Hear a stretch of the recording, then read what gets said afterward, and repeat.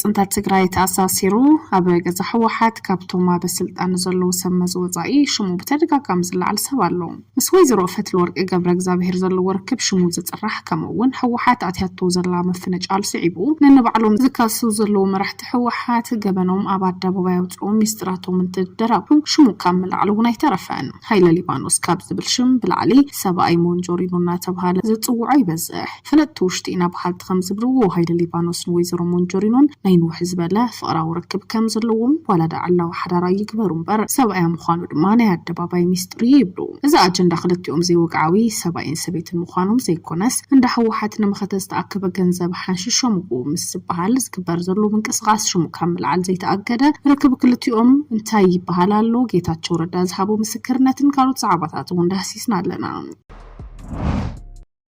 ኣብ አዲስ አበባ ጨንፈረ ቤት ጽሕፈት ብርጌድ ንሓመዱ ከፊቱ ክቃለስ ዝጸንሐ ኣካል ብርጌድ ንሓመዱ ዝኾነ ትማሊ ናብ ህዝብ ቀሪቡን ፈለማዋን ወታደራዊ ግንባር ከም ዝመስረት ኣፍሊጡሉ ዝምድናታት ናይቲ ግንባር ብዝመስል ኣቀራርባ ዝቐረቡ እንትኾኑ ድማ ካብቲ ዝሃብዎ አንኳር ሓሳብ ድማ ምስ ምንቅስቓስ ግንባር ዓፋር ሰሜናዊ ባሕሪ ተዋዲዶም ናይ ሓባር ወታደራዊ ቃልሲ ከም ዘካይዱ ኣፍሊጦም እዚ ማለት ዝጉጅለዚ ብመንገድ ብርሃን በላይ ከምኡውን ጌታቸው ረዳን ሬድዋን ሁሴንን ምስ ገለናይ ጎርባብቲ ውድባት ርክብ ክገብር ምዃኑ እዚ ሓበሬታ ኣሎ ዝበሉ እንትኾኑ እዚ ኩሉ እውን ካብ ዑደት ናይ ሰመራ ዝሓልፍ ኣይኮነን ዓቕምድላይ ለውጢ ህዝብና እውን ኩሉ ዙርዮ ክኸውን ኣለዎ ክብሉ ብብርጌድ ንሓመዱ ብዝብል ዝፍለጥ ህዝባዊ ምንቅስቓስ እውን ኣብ ኣዲስ አበባ ቤት ጽሕፈት ምኽፋቱ ስዒቡ ድማ በትማሊ ዕለት ወታደራዊ ግንባር ድማ ከም ዝመስረት ኣፍሊጡሎ ናብ ዝርዝሮም ኣቢልና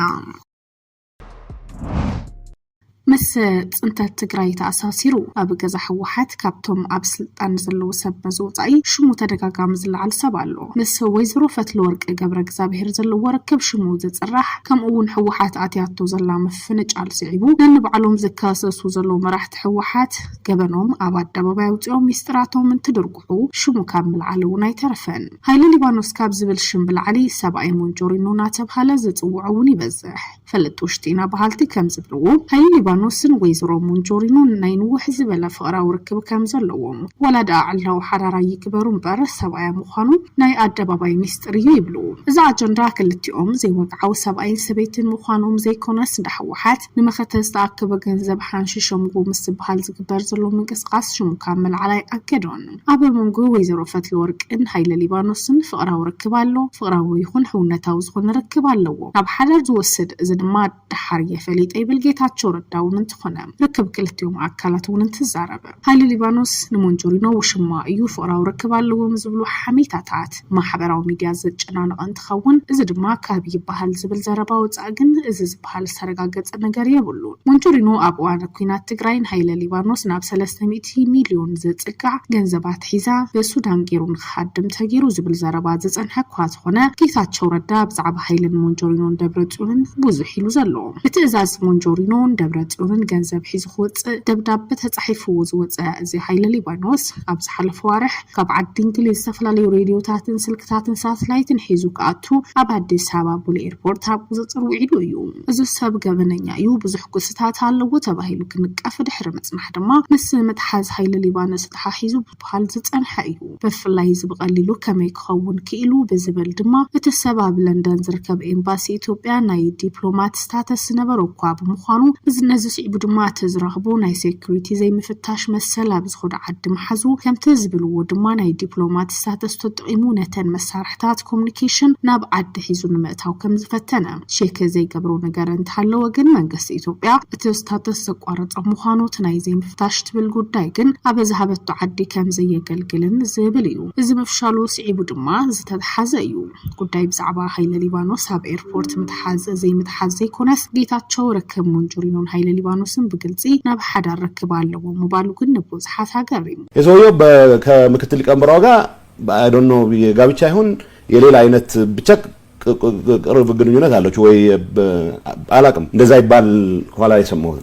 منجورينا كسب زعلت هزيئة بعل جزايو خيبلت كلات ليش موزي كونس ببوزحات عم محبرة وميديا سبعي منجورنا تبحلت واحد لليبانوس عبد تجريز نبرة مخته أب قلفنا حفتي مكاب من محدار حلفنا التمدي بونز سرح زنبر أيوم كسب مودعتا كلتش عسر تربعة عام تمرت تتوع عنتو منجورينو مكتل بريزنت متحبابريت كلاستر محبرة إيكونومي نهالوت متحبابري كبري حيل متخاب حفتي ريسورس موبيلايزيشن تاسك فورس كوينو أبتخينات وانون كابس استهجموا استفلالي كبابتاتا بزتأكبوا كبارات ماشنيرتات قللتن كبتن تشكركرتي طرا ገንዘብ ካሽ ወርቂ ጥራ እሑት ነዳድን ዝኣመሰሉ ምስ መንጆሪኖ በምሽራህ ድማ ነናብዝ መረጹ ናትና ዝብሉ ወሰብ ሃፍቲ ከከፋፈል ከም ዝገበሩ እዮም ዝተፈላለዩ ኣካላት ሓብሬታ ለናና ብሉን ዝዛረቡ ኣብ 2014 ብኮሚሽን ጸረ ሙስና ዝተገበረ ምጽራይ ተጠርጢሮም ኣብ ትሕቲ ቀይዲ ሕጊ ክውዕሉ ስሞም ካብ ዝተጠቐሱ 27 ተጠርጣርቲ ሃይለ ሊባኖስ ኣብ መበል ራብዓይ ተርታ ተጠቂሱ እዩ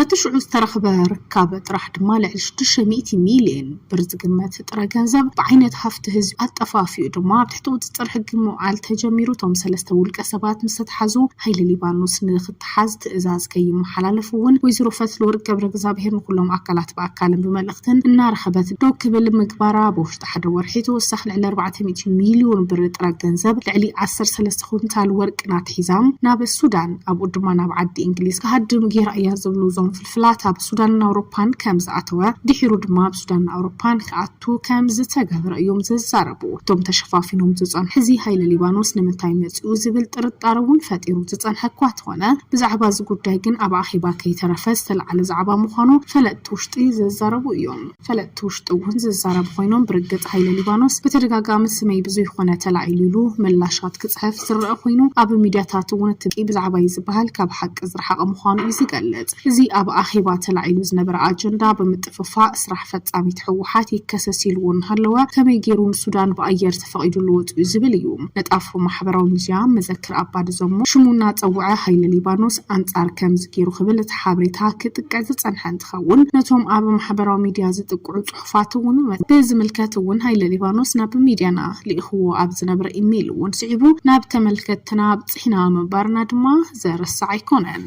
مكناتهم طريقة أنبرو منالو أي زرزون بالناي تللك أسوأ زيوست إمبليكيتد ولا هاي سنة 14 ولا 2014 نمونقله حملة 14 ولا 2014 ليلوت سوتش بزو بوليتيكا ليونات على شو تقولي تترتبوا ندفلوا ما يزوجوا سوتش يونا ونجل فتصموا له بمسنا ديازو تدرجة سلازيه بهجوا مسرت بتدرجوا طنات مسرت رمجوا السدنا على اللي كانبروا صوت بزو على اسمع ما بتم نبره سوتش متأثر جن أطفات أطفتو كونه متأكد على باتشو ميلو كذا هنا قطامي نهاسي أسرارات كان نهاسي أسر كان أنا external affairs هيدني جن external affairs هيد بزو جزء أنتم سراون مسراون جي بيروست مياجزون هلا الصوتشال عندنا أمباسادر مسلمانا إيه هون بقول ترسل وعلى ميبالو هاي لليوانوس كليكامبرونا كمكتل ليكامبرو ጋር ተነጋግሬ ውጭ ሀገር እንዲሄድ ስለተወሰነ እንግሊዝ እንደገባ ድጋፍ ይጻፍልኝ ብሎ ደብዳቤ ግጥም አድርጎ ጻፈ አሁን እኔ ሐላፊ መሆኔን አያውቅም ሶደኔ መጣ ደብዳቤ ሶኔ ምንም ማቀው ነገር የለኝም ምንድነው ያልኩት እኛ አውሮፕላኖች እናስገባ ስለነበረ ከውጭ ይሄ ሚስጥር ማንንም ሰው መስማት أبا أديس هابا جنفر بيت صفات برقيد محمد خفيت وخلق على السطحنها أكال برقيد محمد وبيت سمال حلاتنا بحزب قريب ونفعل مأوان وتاترا وكمبار كامز مسرة عفليتو برقيد محمد وبزبل زفلات حزبا من قسقاس هابا أديس هابا بيت صفات كامز خفتا كن قارز تنحن تخول من قسقاس برقيد محمد وابكلتش عشران كلتن بقود عكس هابزنتو قدمال على إسراز خونا بوليتكا ودباسي فيك محبرات هانتار من قستي إرتروا سلما وسلفتات بمودات قومأن كسمعات أني حنيا برقيد حمدو مقتلتا نايتهم قدمي صنحو دابتات كوينو بحلف 3 عامات بستفلالو هاجرات معرابن سمين امريكان اسيان اوستراليان ماخلاي مبران تزركي حلو اتي جنبار تكالو سرار حق سرحو كم زصنحو يخنبر بعفوم حيزومو خم زصنحو زغلص انتخون بزح تጻቦታት كم زغاطمو اورادما كاب هدف كاب زغدو بماليا برغيد حمدو زلبسو بزح شرحن تنكولاتن كم استفصمم يبرهو اب قنا مسوات حواتنا بمخان قال حواتنا يطلبنا بموبايل تاريخ ዕለት ምዃኑ ተብርሁ ድማ ታሪኻዊ ዕለቶም ኣብ ዝዝክርሉ ተመስሪቱ ዘሎ ወታደራዊ ግንባር ናይቲ ምንቅስቓስ ብርጌድ ንሓመዱ ዝለዓለ ስልጣን ዝለዓለ ሓላፍነት ከም ዘለዎ ይገልጹ። ተመስሪቱ ዘሎ ወታደራዊ ግንባር ነፃን ኣብ ርእሱ ዝምርኮስ ኮይኑ ተፀዋዕነቱ ድማ ንመሪሕነት ባይቶ ሃገራት ምዃኑ ይዛረቡ። ንኩሎም ኣካል ናይ ግንባር ወከልቲ ባይቶታት ፖለቲካዊ ሓይልታት ሲቪካዊ ማሕበራት ብውሳነን ፍቃድን ወታደራዊ ግንባር ንኽፅንበሩ ዘፈቅድ እንትኸውን ወታደራዊ ግንባር ኣብ ዝብርክ ንኽበፅሕ ዓብዪ ደገፍ ዝገበረሎም ብርጌድ ንሓመዱ ሰሜን ኣሜሪካ ብምምስጋን እውን ኣስሮም ክስዕባ እውን ፀዊዖም። ብምቕፃል ኣብ መግለፂኦም ዛጊድ ብወግዒ ዝመዝን ኣብ መግለፂኦም እውን ከም ዝዛረቡ ድማ ደምዳሚ ዝኾነ ኣዋጅ ዝቐረቡ እንትኾኑ 5 ነጥብታት እውን ይጠቕሱ። 5 ተን አንኳር ነጥብታት እውን ኣብ ምምስራት ወታደራዊ ግንባር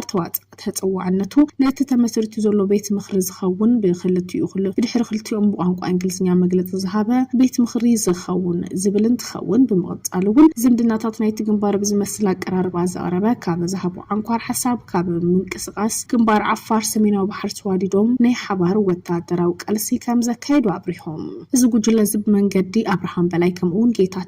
ጌታቸው ረዳን ሬድዋን ሁሴንን ምስ ገለ ናይ ጎረባብትና ውድባት ርክብ ክንገብር ምዃኑ ዝብሉ እንትኾኑ እዚ ድማ ኩሉ ግና ካብ ዑደት ናይ ሰመራ ዝሓልፍ ከም ዘይኮነ ዓቕሚ ደላይ ለውጢ ህዝቢ ግን ክንድዚ እንሪኦ ዘለና ውክልና ዝሕይል ዝዓብን ምዃኑ ነገንዝብ ንደሊ ይብሉ። ካልኦት ብፆትና እውን መግለፂ ክህቡ ንዝተዋሃቦም ዕድል ጠቐም ሓሳባት ክህቡ ከለው ገገሊኦም ግን ኣብ ማሕበራዊ ሚድያታት ኮነ ኣብ ዩቲዩብን ኣብ ፌስቡክን ዝቐርቡ ናይ መናእስያት ርእቶታት ነቲ ግንባር ወኪሎም ዝዘራረቡ ብዝብል ንናቶም ርእቶም ሰማዕቲ ከም ዘለውን ይገልጹ። ብፍላይ ንነፍሲ ወከፍ ነጥቢ መብርሂ ብምሃብ እናፈተና ኢና ዝበሉ እንትኾኑ እዚ ስዒቡ እውን ሕፀር ብዝበለ ሕዚ እውን ሕቶ ህዝቢ ሓንቲ እያ ተመስሪቱ ዘሎ ወታደራዊ ግንባርና ክኸውን ኣብ መላእ ዓለም ዘሎ ብመንእሰይ ብርጌድ ንሓመዱ ዝውከል መራሕቲ ሓቢሮም ዓለም ለኸ ጉባኤ ብምፅዋዕ መሪሕነት ክመርፁ ይግባ። እዚ ድማ ጉባኤ ኩሎም ኤርትራውያን ፖለቲካ ይኹን ሲቪካዊ ማሕበራት ውልቀ ሰባት 100% ሰማያዊ ማዕበል ዝድግፉ ወከልቶም ብምልኣክ ክሳተፉ ይግባ ዝብል ፃውዒት ኣቕሪቡ። ብወግዕ ዝምስረት ባይቶ ትካላዊ ብዝኾነ መንገዲ ትካላት ብምስራት ፋይናንስ ምሕደራዊ ወታደራዊ ዲፕሎማሳዊ ብምስራት ብሰንሰለታዊ መንገዲ ሕጋዊ ቤት ምኽሪ ብምቋም ሓደ ንኩልና ዝውክል ሰነድ ብምድላው ምስ ኩለን ሃገራት ወግዓዊ ርክብ ይመስረት። እዚ ድማ